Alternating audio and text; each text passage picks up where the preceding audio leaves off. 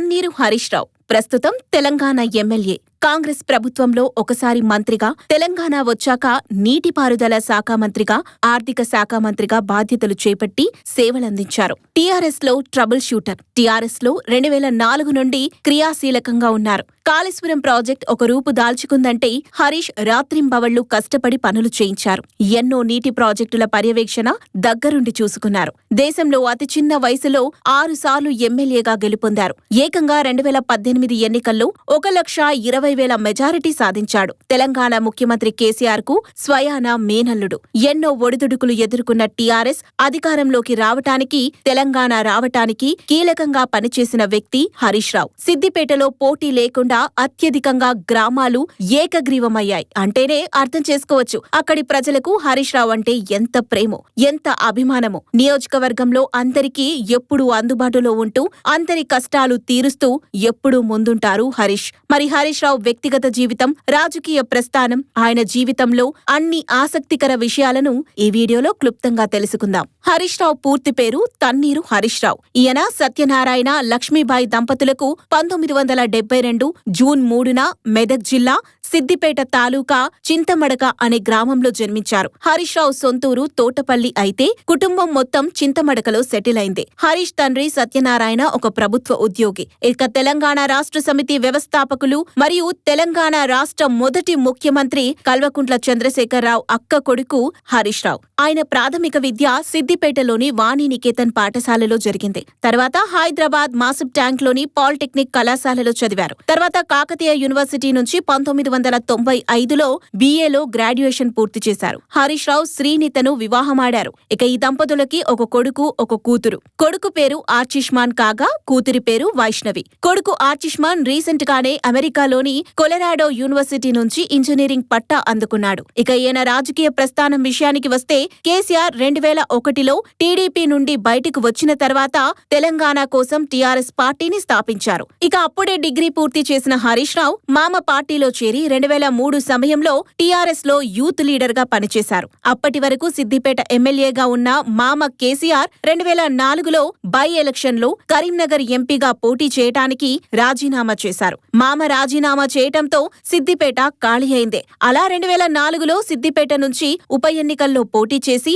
హరీష్ రావు సిద్దిపేట శాసన నియోజకవర్గం శాసన సభ్యుడిగా తన 32వ ఏట ఎన్నికయ్యారు. 2004 ఉప ఎన్నికల్లో ప్రత్యర్థి మాజీ మంత్రి ముత్యంరెడ్డిపై 24,827 ఓట్ల మెజారిటీతో గెలుపొందారు. 2004 ఎన్నికల్లో ఎన్నికైన తర్వాత కాంగ్రెస్ తెలంగాణకు మద్దతిస్తామనటంతో టీఆర్ఎస్ కాంగ్రెస్ ప్రభుత్వంలో భాగమైంది. అలా టీఆర్ఎస్ కి చెందిన 6 ఎమ్మెల్యేలు మంత్రులయ్యారు. అలా హరీష్ రావు కూడా యువజన మంత్రిగా బాధ్యతలు చేపట్టారు. ఇక 2008లో తెలంగాణ రాష్ట్ర సమితి శాసనసభ్యులు యూపీఏ ప్రభుత్వం తన కామన్ మినిమం ప్రోగ్రాంలో తెలంగాణ ఏర్పాటు ఉన్నప్పటికీ ఆ రాష్ట్ర ఏర్పాటుకు జాప్యం చేస్తున్నందున దానికి నిరసన తెలియజేస్తూ రాజీనామా చేశారు. ఆ తర్వాత మళ్లీ ఆయన సిద్దిపేటలో 2008 ఉప ఎన్నికల్లో మరోసారి ప్రత్యర్థి బైరి అంజయ్యపై 58,935 ఓట్ల మెజారిటీతో గెలుపొందారు. ఈ ఎన్నికల్లో అంజయ్యకు కేవలం 17,335 ఓట్లు మాత్రమే రావటంతో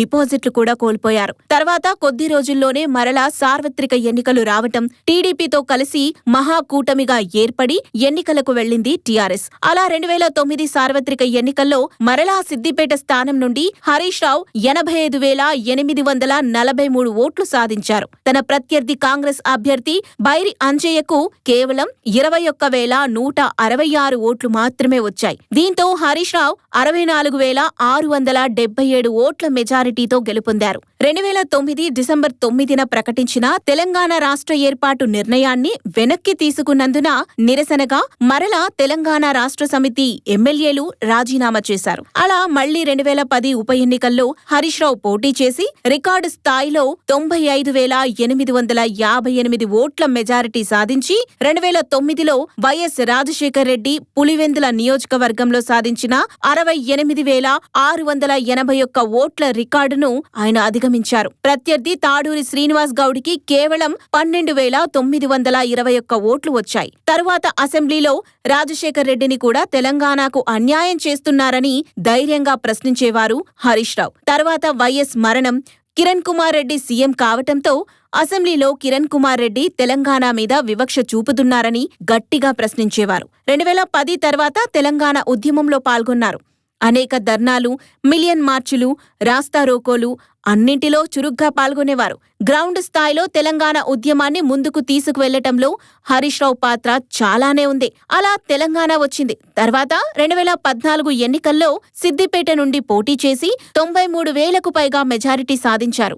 ఆ తర్వాత తెలంగాణ మొదటి మంత్రివర్గంలో నీటిపారుదల శాఖ మంత్రిగా పనిచేస్తూ అందరి మన్ననలు పొందారు. ఇక 2018 ముందస్తు ఎన్నికల్లో మళ్లీ పోటీ చేసి 1,20,600 భారీ మెజారిటీని సాధించి అతి తక్కువ వయసులో 6 సార్లు ఎమ్మెల్యేగా గెలుపొందిన వ్యక్తిగా రికార్డు సృష్టించారు హరీష్ రావు. సిద్దిపేట నియోజకవర్గంలో పోలైన ఓట్లలో 80% ఓట్లన్నీ హరీష్ రావే సాధించారు. సిద్దిపేట గ్రామాల్లో పోటీ లేకుండా ఏకగ్రీవమయ్యాయంటే హరీష్ మీద ఎంత ప్రేమ ఉందో అక్కడే అర్థం చేసుకోవచ్చు. హరీష్ కూడా ఎప్పుడూ నియోజకవర్గ ప్రజలను నిర్లక్ష్యం చేయలేదు. నిరంతరం నియోజకవర్గ అభివృద్ధికి తోడ్పడేవారు. సిద్దిపేటలో చాలా గ్రామాల్లో పూర్తిగా రోడ్లు వేయించారు.